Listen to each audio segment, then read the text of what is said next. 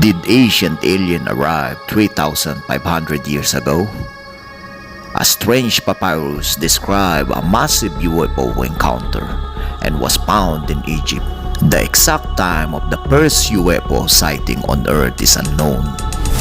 Many old paintings may show flying animals and extraterrestrial visit. Due to its enormous pyramid, ancient writings, and extensive history, Egypt is the nation with the most enigmatic past, a so-called Tulli Papyrus. It's said to be the oldest instance of the UFO flying saucer. The idea of ancient visitors from other planets in distant galaxies has been around since the beginning of human history.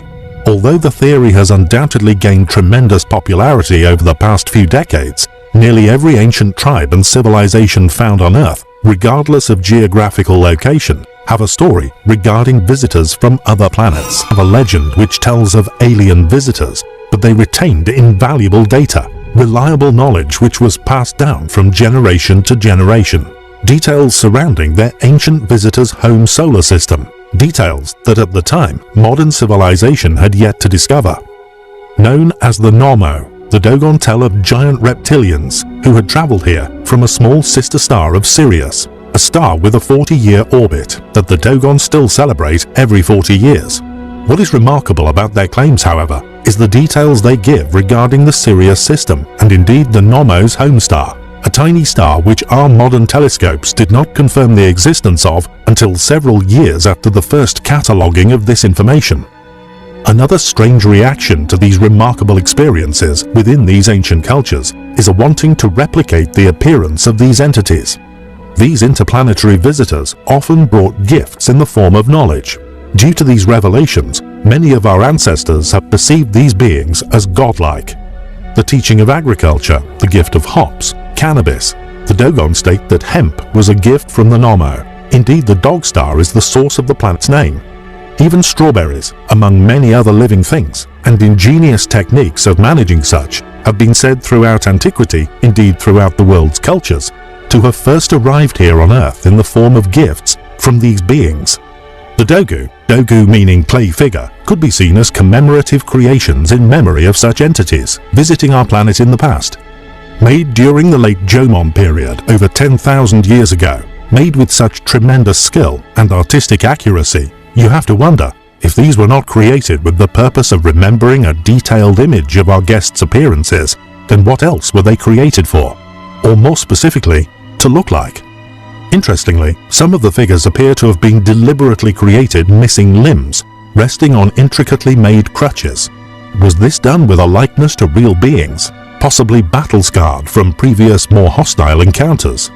The Incas, Mayans, Aztecs, Dogons, indeed anywhere you look within antiquity, you will inevitably be confronted with fantastic tales of ancient visitors. Even detailed knowledge of things so far out, we cannot even confirm if what they say is true. With so many similar legends found all across the world regarding ancient astronauts, it's safe to say the truth is out there. You are watching Supreme Mystery Code. What are your thoughts in this video? Let us know in the comments. Have you guys heard about this new piece of documented evidence that tells how the Great Pyramid stones were cut and transported? There is no date on this newly uncovered piece of papyrus, so they are just going with the fake timeline of 4,500 years old.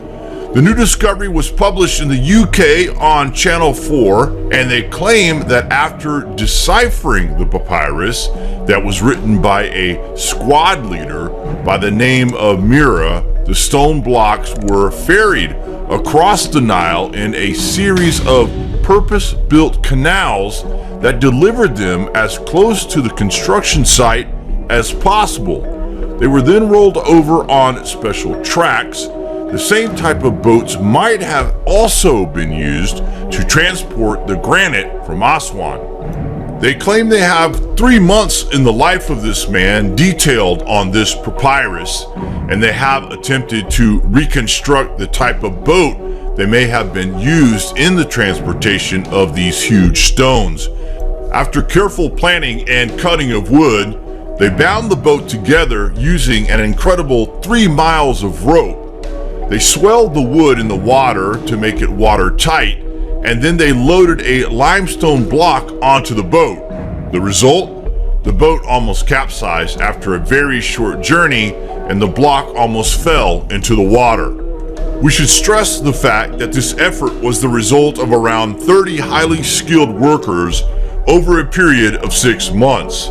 And the fact the stone that they loaded was about a quarter the size of some of the bigger stones at the Great Pyramid, and they still could not replicate it. There is obviously something not right. Are they really trying to force this idea from a preconceived idea?